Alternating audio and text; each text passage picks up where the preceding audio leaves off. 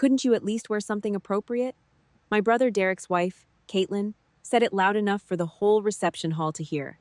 She stood at the center of the room in a fitted black wrap dress, her highlighted hair pinned up with what I could tell were expensive clips, one manicured hand resting on her hip as she looked me up and down, like I was something stuck to the bottom of her heel.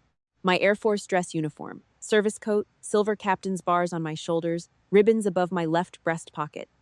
I had worn it straight from the flight that brought me home. I had not changed. I did not have time to change. 8 hours earlier, I had been standing on a tarmac in Germany, saluting the transfer cases of 3 airmen from my unit coming home in flag-draped boxes. Now I was standing in my mother's living room in Scottsdale, Arizona, holding a paper plate with a few crackers on it while my brother's wife performed her disapproval for an audience. "It's Mom's birthday party, not a military parade," Caitlin continued. She smiled at the cluster of Derek's business associates standing near the catering table. They smiled back. A few of them looked at my uniform the way people look at something they do not quite understand and have already decided to dismiss. Derek appeared at her shoulder. He held a glass of whiskey in his right hand and wore the relaxed, easy expression of a man who had never once in his 34 years on this earth worried about anything heavier than quarterly projections. He was 2 years older than me. He had a corner office at a commercial real estate development firm, a house in Scottsdale with a pool, and a wife who hosted charity luncheons.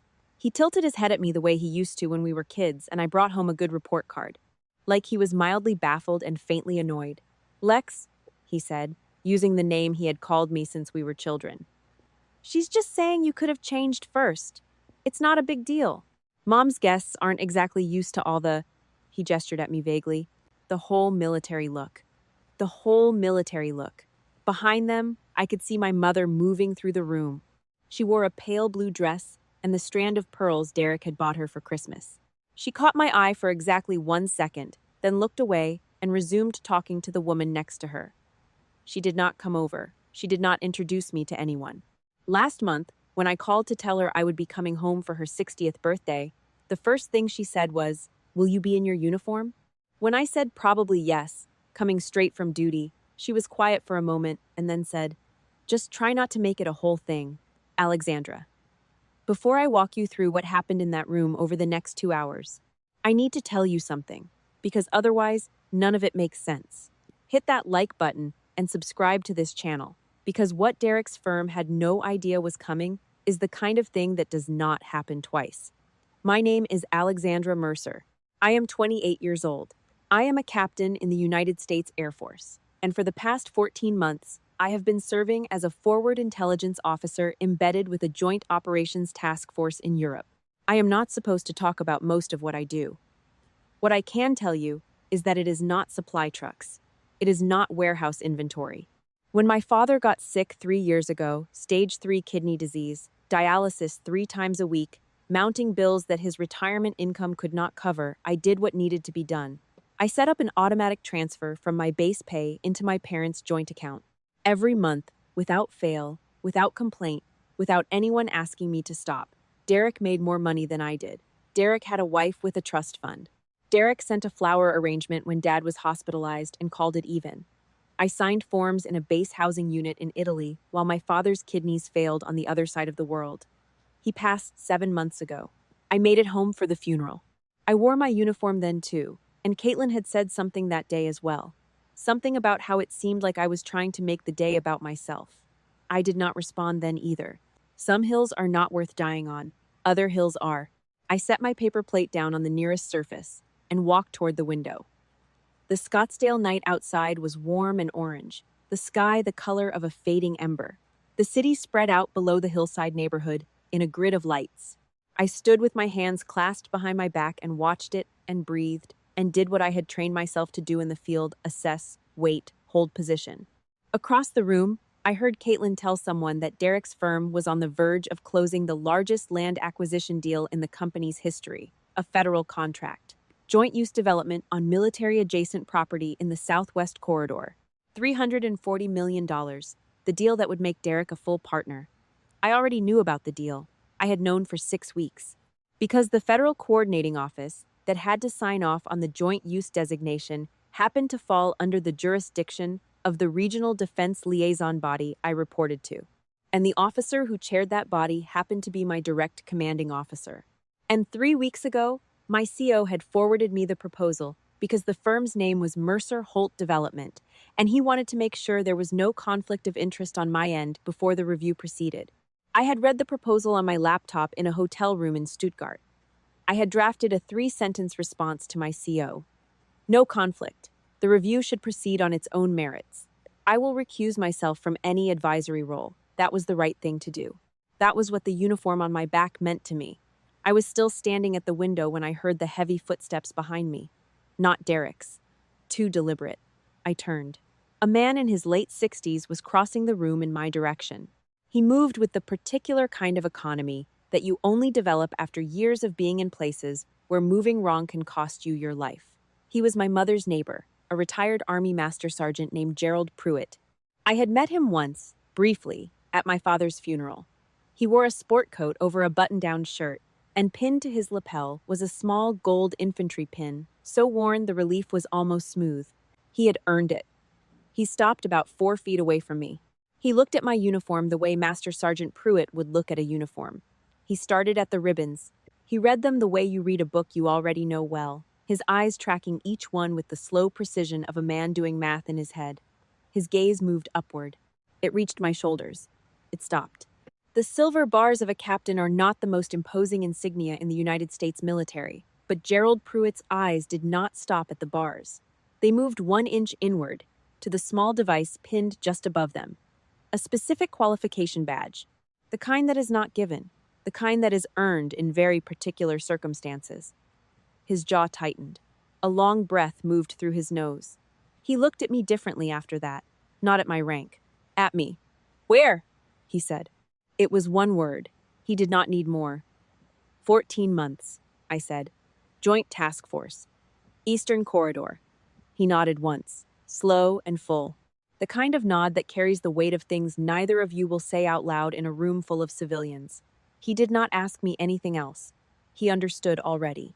We stood together at the window. He looked out at the lights. I looked out at the lights. It was the quietest I had felt since I landed. Then Caitlin's voice cut across the room like a car alarm. "Gerald, there you are. Come meet Marcus. He's the one I was telling you about, the one who does the Sedona properties." Pruitt glanced at me sideways. Something moved behind his eyes. He started to open his mouth. I gave him a single, flat look and a small shake of my head. He closed his mouth. He exhaled through his nose. He turned and walked toward Caitlin, and I turned back to the window. The party shifted around 9 o'clock. The catered appetizers were cleared, the bartender refreshed his station, and Derek's business associates migrated toward the center of the room in the way that men do when they have had enough to drink to feel important. Derek moved with them, still holding his whiskey, his voice getting louder the way it always did after 10 o'clock. He found me by the window, which surprised me. Derek usually left me alone at these things. He brought Marcus with him. Marcus Holt. I recognized the name from the proposal, Mercer Holt Development. Co-founder, Derek's partner. He was in his mid-40s with the polished, surface-smooth presentation of someone who had spent a career in rooms where image was currency. Tanned. Good suit. The handshake of a man who has practiced his handshake. "Marcus, this is my sister Alexandra," Derek said. "She's in the Air Force." Marcus smiled at me the way certain men smile at women in uniforms, indulgently, like I was dressed for Halloween. "Air Force," he said. "That's great. What do you do over there? Administrative? Communications? Intelligence," I said. The word landed. He blinked. "Oh," he said. "Huh." He looked at Derek, and Derek looked at him, and something passed between them that I recognized. Mild embarrassment, quickly managed. Caitlin appeared at Derek's elbow. She had her 4th glass of wine in her hand, and the loosened affect of someone who had stopped moderating. "She's being modest," Caitlin said. "She's basically a secretary with a gun." One of Derek's associates laughed. It was a short, unthinking sound, the kind of laugh people produce automatically when someone around them laughs first. Derek did not laugh. He at least had the grace to look briefly uncomfortable, but he did not say anything. He never said anything. That was Derek's defining characteristic in every room he had ever been in. He was a man constitutionally incapable of bearing the social cost of doing the right thing. I kept my hands clasped behind my back. I kept my jaw level. I had been in rooms where the walls were literally shaking, and I had kept my jaw level. I could manage a living room in Scottsdale. Marcus was warming up now, the way men do when they think they have found a safe target. He turned his body slightly toward his audience. Derek, Caitlin, two associates, and said, "I'll be honest, I've always thought the Air Force was more of a support branch. You know, the Navy and the Army do the real work and the Air Force handles the," he made a vague logistical gesture with his wine glass, "the infrastructure." Caitlin nodded thoughtfully, like this was a serious observation. Derek examined the ice in his drink. "Derek tells me you're based in Europe," Marcus continued. "What exactly are you doing over there? Running communications for a base?" I looked at him, not through him yet, at him. I measured the distance between his easy confidence and the ground beneath it. "Sometimes," I said, "my job is making sure the people in this room have the freedom to ask me questions like that." The words were quiet. They did not come out hot or sharp. They came out the way a door closing comes out firm, final, definitive. The two associates shifted on their feet. The one who had laughed stopped smiling. Marcus's expression went from indulgent to recalibrating. He was smart enough to feel the shift, even if he did not understand its source. Caitlin stepped in. She was not smart enough to feel it. "Oh, don't be dramatic, Alexandra," she said. "Nobody's attacking you. Marcus is just making conversation. Not everyone understands how the military works. It's not like you've explained what you actually do." "You're right," I said, and I turned to look at her directly, for the first time all evening. "I haven't." Something in my voice stopped her. She opened her mouth. She closed it. She looked at Derek. He was still studying his ice. My mother had drifted to the edge of our group. I had not noticed her approach. She stood just outside the circle in her pale blue dress, holding her champagne flute with both hands, watching. When I looked at her, she gave me the same look she had given me on the phone 6 weeks ago, and at the funeral 7 months ago, and at every school event and graduation and homecoming in between. The look that said, "Please do not complicate this. Please do not make it harder for the rest of us to pretend." Last month, when I called to confirm my flight home, my mother told me she was proud of me. She said it the way people say things they have been reminded to say. Then she told me that Derek and Marcus were close to something really big, and that it was an important time for the family, and that she hoped I understood. I did understand. I understood completely.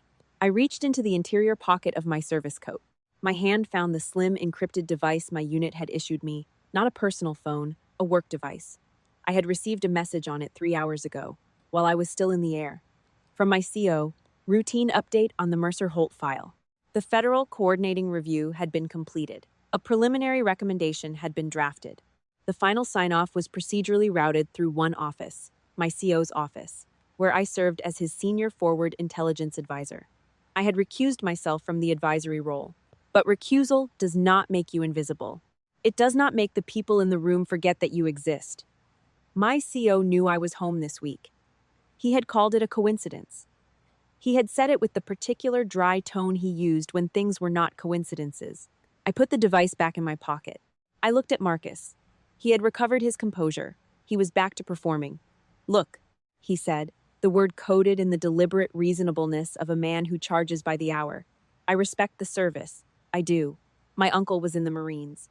But there's a difference between service and, actual impact. Real-world impact. What Derek and I are building, the kind of economic development, the jobs, the infrastructure, that's what actually moves things forward." He raised his glass slightly, a small salute to himself. "No offense to the uniform. None taken," I said. Marcus smiled, satisfied.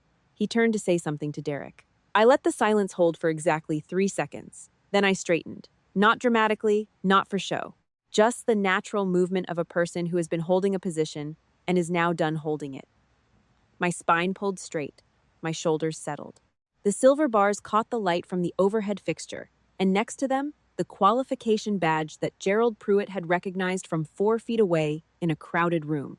I let my hands come down from behind my back. I looked at Marcus Holt with the same expression I use when I am looking at an intelligence brief that has already told me everything I need to know, and I am deciding what to do with it. "Captain Alexandra Mercer," I said. The room did not shatter. That is not how it works in real life. In real life, the bottom drops out slowly, like air leaving a room through a crack you cannot find. I watched it happen to Marcus Holt in real time. His face stayed composed for 2 full seconds after my name left my mouth. Then something behind his eyes began to move. Fast. The name. Mercer. He already knew the name. He had known it for 6 weeks because it was on the conflict of interest disclosure his firm had received as a procedural notice from the coordinating office.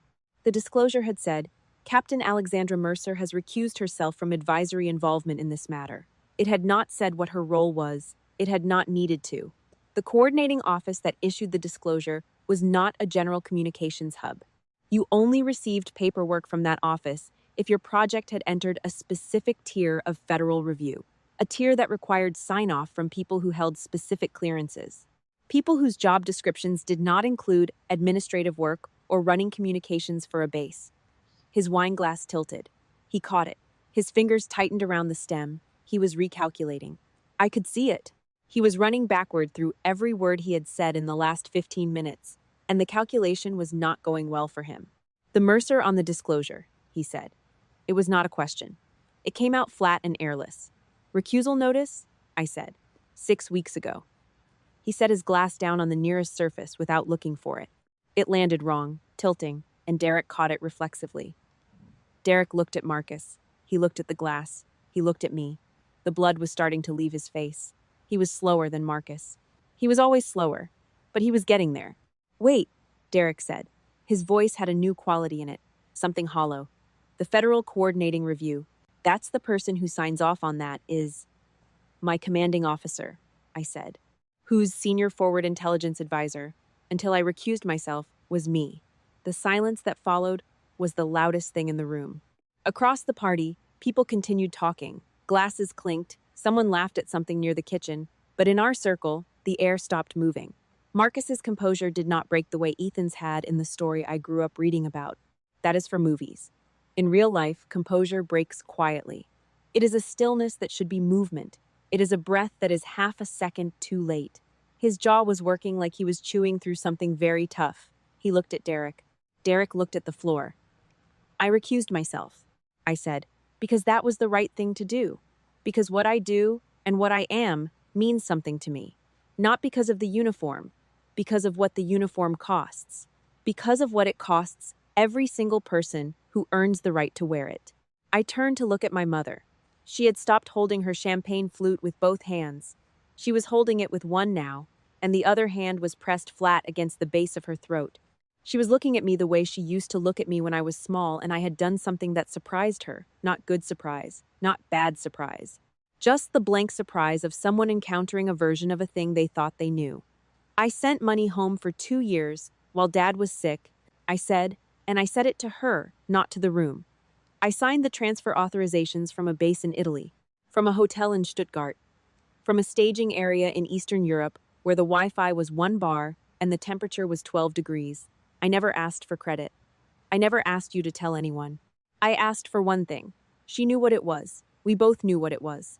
I had asked, once, for her to tell Derek about the transfers. Not to shame him, to give him the opportunity to contribute so that all of it was not on me. She had told me she did not want to make things uncomfortable for Derek. Derek was going through a stressful period with the firm. I had nodded. I had said okay.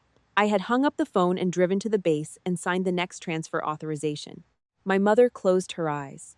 Her champagne flute lowered until her arm was hanging straight at her side, the glass dangling loose in her fingers, and she did not seem to notice.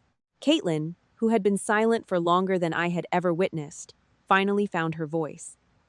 This is, she started. Don't, Derek said. He said it without looking at her. He said it quietly, with a quality I had never heard in my brother's voice before. He was looking at me. In 30 years of shared history, I had never seen my brother's face look the way it looked in that moment. Not ashamed, exactly. Something before ashamed. The thing that has to happen before a person can get to ashamed. Recognition. How much? He said.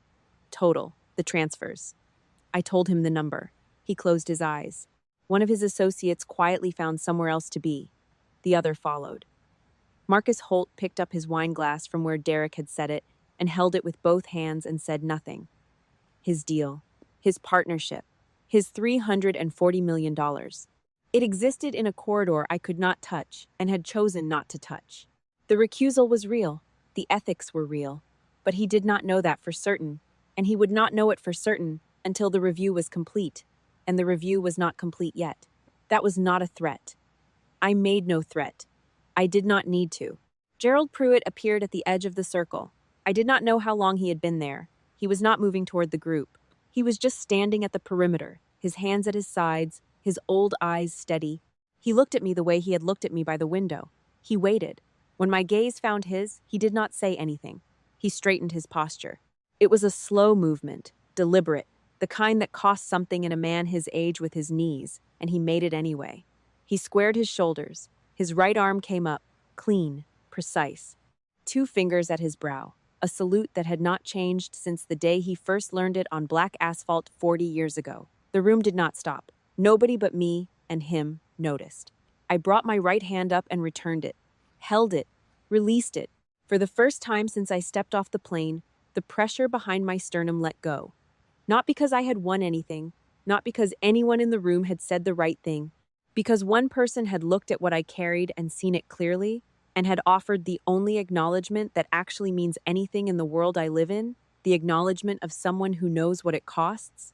I turned to my mother. "I love you," I said. "I am not going to be angry at you tonight, but I am going home after this, and when I come back, if I come back, things are going to be different. Not because of what I do or what I hold or what I could do for Derek's business. Because I am your daughter and I earned that." I picked up my cover from where I had set it on the windowsill. I set it on my head. I adjusted it by feel, from memory, without looking for a mirror. I turned toward the front door.